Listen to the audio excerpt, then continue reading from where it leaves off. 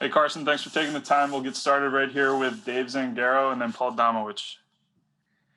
Hey, Carson, after all the hits you took on Sunday, how are you feeling physically, and what's the challenge this week of getting your body ready to play another game so quickly?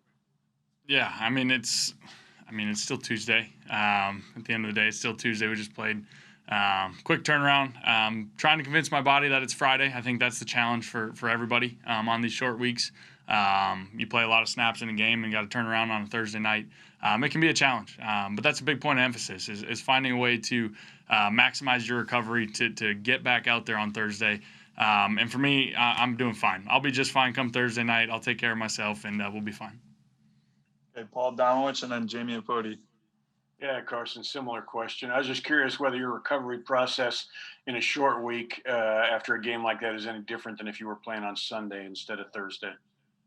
Maybe a little bit. I think obviously it all gets expedited, but recovery really starts the second the game ends. Guys are doing stuff in the locker room before they even go home or at home, with different stretches, mobility, different recovery things, and I was no different. It starts the second that game ended, and so guys have done a good job of that, and we'll be fine come Thursday night.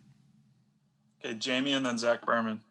Carson, the Cowboys had a tough game the other night. So that really is interesting now that you guys are 1-4-1 and you look at this division and it's definitely not nearly as bad as that record sounds. And how big does that make this game against the Giants? And, what are you thinking looking at the records in this division? Yeah, we know where the division's at. We know it's wide open still, and we know we didn't start and we don't have the record that we were hoping for or, counting on, but we know that this is a divisional game, and divisional games always have a little bit more on the line, not just because there's a little extra rivalry there, but because we know it's at stake, and we know the division is up for grabs for everybody. So we know what's riding on this one, and we're excited for it. Zach and then Jeff McClain. Hey, Carson, we've asked Doug about his success on Thursday nights, and a big part of that is because you've had some of your best games on Thursday nights. Green Bay last year, Carolina 2017, Giants 2018. It seems almost counterintuitive because you don't have as much time to prepare, and like you said, your body's beat up. So what do you make of those performances? Yeah, it's a great question, and it's one you'd have to kind of think long and hard about why that's the case. I think guys just enjoy the opportunity on national television. First of all, under the lights, all that's always fun and gets you kind of excited a little bit extra. But it helps us. We just play fast. We don't overcomplicate things. We don't do anything crazy. And the same thing for the defenses. That they don't usually have a whole lot of new stuff, so you can really just watch the tape and go play and let your guys make plays and play fast. And I think that we've done a good job of that over the years, and hopefully we can continue that streak. Okay, Jeff and then Kristen Rogers. Zach, you've been sacked 25 times this year already, only 37 last year over 16 games. Has there been, obviously I know a lot of them are different, but what has been the problem there and how can you guys fix that?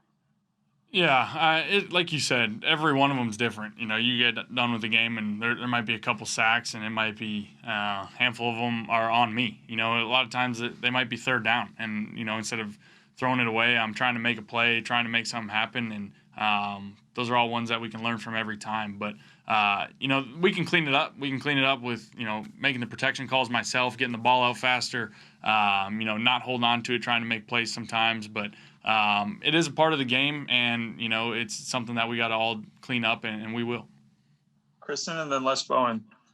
Hey, Carson, it feels like we're talking with you every week about the new cast of receivers around you. We go back to this past Sunday and, Jason Kroom was a guy a lot of people were, didn't know who he was going into that game. So, again, what are those conversations you have with those players, in maybe their first starts with as an Eagle?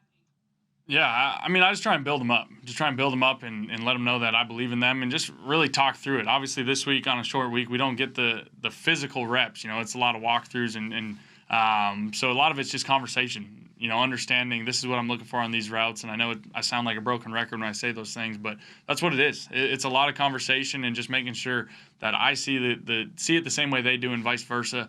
And so that come, Thursday night, we're on top of it. And, obviously in a perfect world, we'd have all sorts of banked reps and we'd have a whole off season, all those things, but it's the hand you're dealt and, there's no excuses. Les and then Ruben Frank. Hey, Carson.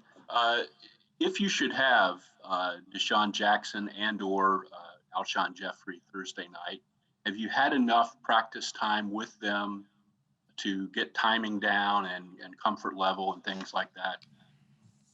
Yeah, kind of to echo what I just kind of mentioned. A lot of it, in a perfect world, you have more reps with everybody.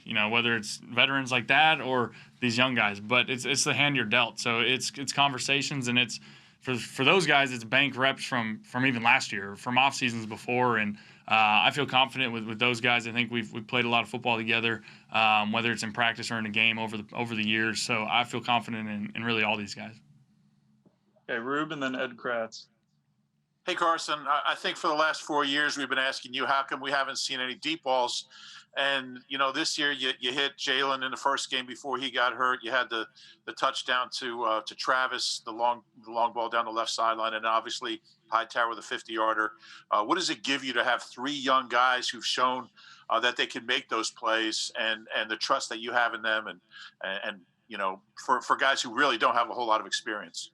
Yeah, I mean, the ability to stretch the field and create big plays is a game changer. I think it makes it hard on defenses too, especially, some of those are on third downs, third and longs, and we're able to convert and stay on the field, and not only just stay on the field, but we're picking up chunk plays. And I think that puts a lot of stress on the defense, and knowing that we have young guys that do have speed and have the ability to stretch the defense really helps everybody else, helps guys underneath, the tight ends, the backs, Greg Ward in the slot, all those things, all those factors can contribute to us having success.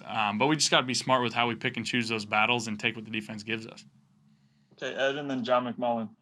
Hey, Carson. Did you have any colored bruises on your body at all? Like different colors, purple, yellow? I mean, how bruised were you coming out of that game? Anything interesting? I mean, you always got bumps and bruises from games. I think you notice them a little more on a Thursday night game, knowing that you got a quick turnaround. But I feel good. I mean, I'm fortunate. I'm still playing. I'm still feeling great, and it's a quick turnaround. So I got no excuses. I'll be just fine once I get out there. Okay, we'll wrap it up here with John McMullen and then Martin Frank. Hey, Carson, you mentioned kind of these short weeks are more walkthroughs, not physical reps. What's it like from a preparation standpoint for you guys offensively? Is it more relying on your sort of DNA as an offense than a typical game planning week when you have that whole week to prepare? Yeah, you could say a little bit of that. I think you do kind of go back to, okay, what do we do best? What do we do best? What's kind of our DNA, like you said? But it is still game planning. There's still that involved, but maybe it's dialed back a little. Maybe it's simplified a little bit, just because you don't have those reps. Maybe you're not adding as much new stuff situationally. So I think guys will use that and play fast and respond really well on Thursday night. Okay, go ahead, Martin. Hey, Carson. If assuming reports are true that Miles and Zach Ertz won't play Thursday night, I mean, how big a loss would that be for you? I mean, these are guys you rely on pretty heavily, in the passing game and stuff. Yeah, I mean, they're both game changers. The ability to convert third downs, Miles' ability to, as we've seen over the last couple of weeks, to break a long one and change the course of a game. I mean, not having those guys can obviously make it tough, but at the same time, confidence is high in the guys that are behind them. Boston has done it before. Kind of the same situation last year against New York, and how he stepped up last year, and we know what he's capable of. So I'm excited for him, and Richard making some plays down the stretch in last game, and he's going to keep stepping up and doing some good things. And so yeah, it does hurt us. It's tough, but that's kind of where we're at in the season, and the guys behind him are going to step up and do a great job. Okay, thanks, Carson. Thanks, everyone. Thank you, guys.